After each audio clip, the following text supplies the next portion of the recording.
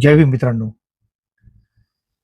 आजचा जो व्हिडिओ आहे, हा एक अतिशय महत्त्वाच्या विषयावरती बनवण्याचा मी विचार केलेला आहे. आंबेडकरी राजकारण मजबूत करण्यासाठी आपण कुठल्या उपाययोजना आणि कुठले प्रभावी राजकीय रणनीती तयार केली पाहिजे, याच्या संदर्भात आपण बोललं पाहिजे. आंबेडकर चळवळ कशामुळे फेल्युअर झाली, त्याची कारणं काय, कारण मीमांसा काय, याच्यावरती आपण विचार केला पाहिजे. परंतु त्याच्यामध्ये सुधारणा करणं अतिशय महत्त्वाचं आहे आणि म्हणून आजचा हा व्हिडिओ मी आपल्यासमोर मांडत आहे. आंबेडकरी राजकारण मजबूत करण्यासाठी कुठल्या प्रकारच्या उपाययोजना आपण केल्या पाहिजे, या संदर्भामध्ये आपण थोडंसं विश्लेषण करूया. सगळ्यात पहिली महत्वाची गोष्ट, वैचारिक एकसंधता आपल्यामध्ये असणं फार गरजेची आहे. त्याला आपण आयडिओलॉजिकल क्लॅरिटी म्हणतो. ते आयडिओलॉजिकल क्लॅरिटी नक्की काय आहे? डॉक्टर बाबासाहेब आंबेडकरांनी त्यांचे जे मूलभूत विचार आहेत, संविधानासंदर्भात, समतेसंदर्भात, सामाजिक न्यायासंदर्भात, याला आपण केंद्रस्थानी ठेवलं पाहिजे. यांना आपण केंद्रस्थानी ठेवलं पाहिजे. त्याच्या व्यतिरिक्त महात्मा ज्योतिबा फुले, राजर्षी शाहू महाराज, छत्रपती शिवाजी महाराज, अशा अनेक महान थोर नेत्यांचे विचार आपल्या नजरेसमोर ठेवून, केंद्रस्थानी ठेवून आपण बाबासाहेब आंबेडकरांच्या ह्या वैचारिक एकसंधतेला, आयडिओलॉजीला आपण पुढे आणलं पाहिजे. डॉक्टर बाबासाहेब आंबेडकर नेहमी म्हणायचे की व्यक्तिपूजा ही होता कामा नये, आपली विचार पूजा झाली पाहिजे. पण वैचारिक पातळीवर आपण तो विचार केला पाहिजे आणि कुठलीही व्यक्तिपूजा न करता आपण ह्या पद्धतीची चळवळ पुढे नेण्यासाठी सहकार्य केलं पाहिजे. आणि सगळ्यात महत्वाची गोष्ट आहे, जो खोटा राष्ट्रवाद सध्या जो फोफावलेला आहे, त्या खोट्या राष्ट्रवादाला कुठेतरी थांबवण्याचा प्रयत्न केला पाहिजे. धर्म राजकारणाला तार्किक व संविधानिक उत्तर दिलं पाहिजे. आता आपण आपणास माहीतच आहे की सध्या धार्मिक राजकारण फार चाललंय. धर्माच्या नावाखाली मत वोट बँक तयार करण्याचा प्रयत्न केला जातोय. त्यामुळे आपण ह्या गोष्टीचा फार महत्वाचा विचार केला पाहिजे. जो खोटा राष्ट्रवाद आहे त्याच्या विरुद्ध आपण लढलं पाहिजे, बोललं पाहिजे आणि राजकारणाला आपण संविधानिक पद्धतीनं आणि तार्किक पद्धतीनं त्याला विरोध केला पाहिजे. ही आपली सगळ्यात पहिली भूमिका. दुसरी महत्वाची गोष्ट अशी, संघटनात्मक बांधणी. जसं संघटनात्मक बांधणी चिकलला, ग्रासरूट लेवलला ग्रासरूट स्ट्रेंथ निर्माण केली पाहिजे. म्हणजे उदाहरणार्थ बूथ, वार्ड, तालुका स्तरावर स्थायी समित्यांमध्ये आपण काम केलं पाहिजे. स्थायी समित्या ग्रासरूट लेवलला ग्रासरूट स्ट्रेंथ निर्माण केली पाहिजे. म्हणजे उदाहरणार्थ बूथ केलं पाहिजे, स्थायी समित्या मिळवण्याचा प्रयत्न केला पाहिजे. तसंच युवक, महिला, कामगार, शेतकरी, विद्यार्थी यांच्यासाठी आपण लढलं पाहिजे आणि त्याच्यासाठी स्वतंत्र मोर्चे काढण्याची वेळ आली तर आपण एकत्रितपणे मोर्चे काढले पाहिजे. सगळ्यात महत्वाची बाब अशी की निष्क्रिय कार्यकर्त्यांवर आपण बिलकुल अवलंबून असता कामा नये. त्याच्याऐवजी आपण प्रशिक्षित व जबाबदार कॅडरची लोक घेऊन ही बाबासाहेबांची मुवमेंट राजकीय दृष्टीनं पुढे नेली पाहिजे. राजनीती रणनीती आपण प्रभावी करण्याचा प्रयत्न केला पाहिजे. पुढील बाब अशी की नेतृत्व घडवणं. आता नेतृत्व कुठल्या प्रकारचं नेतृत्व असलं पाहिजे हा महत्वाचा मुद्दा आहे. लिडरशिप डेव्हलपमेंट त्याला आपण म्हणतो. हे नेतृत्व कसं असलं पाहिजे? कारण आपल्या समाजाचा सगळ्यात मोठा दुर्भाग्य गोष्ट अशी की आपल्याकडे अनेक प्रकारच्या विविध पार्ट्या आहेत, विविध गट आहेत, त्यांचं वेगळं नेतृत्व आहे. पण मात्र बाबासाहेब आंबेडकरांचं नाव घेऊन ते सर्वजण आपलं नेतृत्व सिद्ध करण्याचा प्रयत्न करत आहेत. तर यासाठी नेतृत्व घडवणं फार महत्वाचं आहे. लिडरशिप डेव्हलपमेंट करणं गरजेचं आहे. एकाच चेहऱ्यावर अवलंबून न राहता आपण बहुनायकत्व निर्माण केलं पाहिजे, तयार केलं पाहिजे. त्याकरता आपण शिबिरं आयोजित केली पाहिजे. तशी नैतिकता, पारदर्शकता व संघर्षाची तयारी आपण ठेवली पाहिजे. आपल्यामध्ये नैतिकता असली पाहिजे, आपल्या कामात पारदर्शकता असली पाहिजे आणि संघर्ष अटळ असला पाहिजे. आता जगडीला आपण पाहतो की लोक संघर्ष करत नाही. लोक संघर्ष इतरांसाठी करतात, आपसात संघर्ष करतात, तो होता कामा नये. ही अतिशय महत्वाची बाब आहे. त्याच्या पुढील गोष्ट, आपण काय करतो, निवडणूक पूर्व सामाजिक कामाला सुरुवात करतो, ती चुकीची आहे. निवडणूक येते तेव्हा आपण कार्याला सुरुवात करतो, तसं न करता सतत लोकांमध्ये आपली उपस्थिती, आपलं कार्य चालू राहिलं पाहिजे. सामाजिक बांधिलकी निर्माण केली पाहिजे. शिक्षणावर जोर दिला पाहिजे, आरोग्यावर बोललं पाहिजे, कायदेविषयक सल्ले दिले पाहिजे, मदत केली पाहिजे, रोजगारावरती मार्गदर्शन केलं पाहिजे.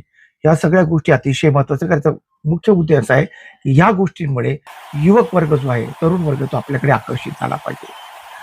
लोकांच्या प्रश्नाची रोजच्या रोज आपण त्याच्याशी थेट विचारणा केली पाहिजे, त्याच्याशी थेट जोड निर्माण केली पाहिजे, ते सोडवण्याचा प्रयत्न केला पाहिजे. तर हा एक महत्वाचा मुद्दा आहे.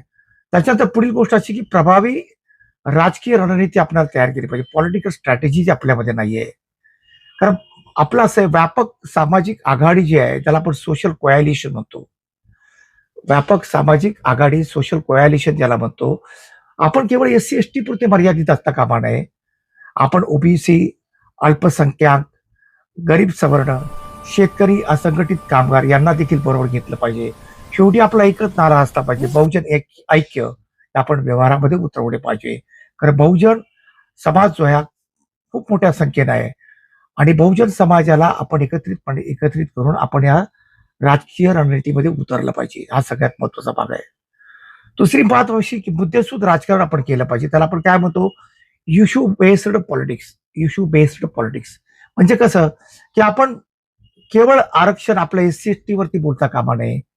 केवळ आपल्या अन्यायावर बोलता कामा नये. आपण बोललं पाहिजे, महागाईवर बोललं पाहिजे, बेरोजगारीवर बोललं पाहिजे, खाजगीकरणावर बोललं पाहिजे. त्यानंतर आरक्षणामध्ये ज्या होणाऱ्या बदल्स आहेत त्याच्यावर आपण हल्ले केले पाहिजे. संविधानिक संस्था कमकुवत करण्याचा ज्यांनी प्रयत्न केलेला आहे त्याच्यावर आपण बोललं पाहिजे. त्यांच्यावर आपण अटॅक केले पाहिजे. शिक्षण, आरोग्याचे व्यापारीकरण झालंय ते आपण हाणून पाडलं पाहिजे. झालंय म्युनिसिपल हॉस्पिटल्स कमी होत आहेत त्याच्यावर आपण बोललं पाहिजे, लढा दिला पाहिजे. गेल्या 3 वर्षांपासून सामान्य मुंबईकर प्रश्न विचारत होता की मुंबई महानगरपालिकेच्या निवडणुका होणार तरी कधी आहेत, आणि अखेर या प्रश्नाचं उत्तर आज मिळालेलं आहे. मुंबई महानगरपालिकेच्या निवडणुकांचा कार्यक्रम आज जाहीर झालेला आहे. फक्त मुंबईच नाही तर राज्यात आपण प्रॉपरली त्या डेटा आणि त्या कायद्यावर आधारित मांडणी केली पाहिजे. खऱ्या अर्थानं आपण कुठे आपण सफर आहोत त्याचा आपण विचार केला पाहिजे. आपण पूर्णपणे अभ्यास करून डाटा वाईज आपण आपली राजकीय रणनीती आखली पाहिजे. पुढील गोष्ट असं आहे की आपण केवळ ऐकीव गोष्टीवर आधारित न राहता आपण मीडिया व डिजिटल रणनीती देखील आपण अवलंबली पाहिजे. आता आपण पाहत आहोत YouTube चॅनल्स आहेत, Instagrams आहेत, WhatsApps आहेत, अनेक प्रकारचे जे सोशल मीडिया आहे त्याचा आपण वापर केला पाहिजे. सोशल मीडिया टीम आपण तयार केली पाहिजे, त्याचा प्रयत्न केला पाहिजे. म्हणून या YouTube मार्फत मी आपला छोटासा प्रयत्न करत आहे. आणि सगळ्यात महत्वाची गोष्ट, खोट्या प्रचाराला तात्काळ आपण तथ्यात्मक उत्तर दिलं पाहिजे. अगदी तथ्यात्मक उत्तर दिलं पाहिजे. जो खोटा प्रचार चाललेला आहे, कारण आपल्याला माहिती आहे की आपण सध्या ऐकतो आहोत की विजन बडा होना चाहिए भले वो झूठ क्यों ना हो, या प्रकारच्या गोष्टीला आपण बळी पडता कामा नये. आपण एकच गोष्टीवर लक्ष दिलं पाहिजे की विकास घडला पाहिजे. पण विकास हा प्रत्येक वैयक्तिक व्यक्तीचा देखील होणं अतिशय महत्वाचं आहे. जर प्रत्येक व्यक्तीचा विकास झाला तर आपोआपच आपल्या देशाचा विकास झाल्याशिवाय राहणार नाही, ही सत्य परिस्थिती आहे. आणि त्याच्यानंतर सगळ्यात महत्वाची गोष्ट अशी की निवडणूक गणित व आघाडी धोरण याची प्रॉपर आपण अभ्यास केला पाहिजे. आता निवडणूक गणित म्हणजे कसं, की कशा प्रकारे आपण निवडून देऊ आणि कुठल्या ठिकाणी आपले उमेदवार निवडून येतील आणि त्याची आपली आघाडीचं धोरण आपलं काय असलं पाहिजे या संदर्भात. म्हणजे फॉर एक्झाम्पल, बऱ्याच ठिकाणी मताचं विभाजन होत आहे. म्हणजे आपला समाज मोठा आहे, बहुजन समाज मोठा आहे, एस-सी, एस-टीचा समाज मोठा आहे. हे सगळे अल्पसंख्याक सगळे जर एकत्र आले पण आपसामध्ये विभागणी होते, मतांचं विभाजन होते. परिणामी आपला जो नेता निवडून यायला पाहिजे तो आपला निवडून येत नाही, उमेदवार निवडून येत नाही. ही सगळ्यात मोठी शोकांतिका आहे. आणि म्हणून योग्य ठिकाणी आपण प्रॉपर रणनीतिक आघाडी केली पाहिजे. फॉर एक्झाम्पल, कुठल्या पक्षाबरोबर आपली आघाडी झाली पाहिजे की जेणेकरून आपल्या समाजाचं कल्याण होईल. कुठल्या पक्षाबरोबर आपली आघाडी होता कामा नये, स्वतःचा स्वार्थ सोडून, याचा देखील आपण विचार केला पाहिजे. कारण आता काय झालं, कोण जिंकणार पेक्षा संविधान कोण वाचवणार हा प्रश्न अतिशय महत्वाचा. बाबाशी की अंतिम सूत्र असं आहे की जाता मी एकच स्लोगन सांगेल की संघटन अधिक विचार अधिक संघर्ष म्हणजे सामाजिक आघाडी. संघटन अधिक विचार अधिक संघर्ष म्हणजे सामाजिक आघाडी बरोबर मजबूत आंबेडकरी राजकारण. बरोबर मजबूत आंबेडकरी राजकारण. त्यामुळे मित्रांनो, डॉक्टर बाबासाहेब आंबेडकरांची जी इच्छा होती की आपण दिल्ली गाठली पाहिजे, महत्वाची बाब अशी आहे की आपण ज्या पद्धतीने बाबासाहेब आंबेडकरांनी या देशासाठी आपलं रक्त आटवलेलं आहे, सगळ्यांचा विचार केला. बाबासाहेब आंबेडकरांनी केवळ एका समाजापुरता विचार केला नाही. त्यात महत्वाची बाब अशी, आपण सर्वजण एकत्रित आले पाहिजे. मी सांगितलेल्या गोष्टी जर तंतोतंत पाळल्या तर मला नाही वाटत की आपण आपलं कुठे आघाडी घेऊ शकू. आपण दिल्लीमध्ये आपलं राजकारण निर्माण करू शकतो, आपली रणनीती आखू शकतो.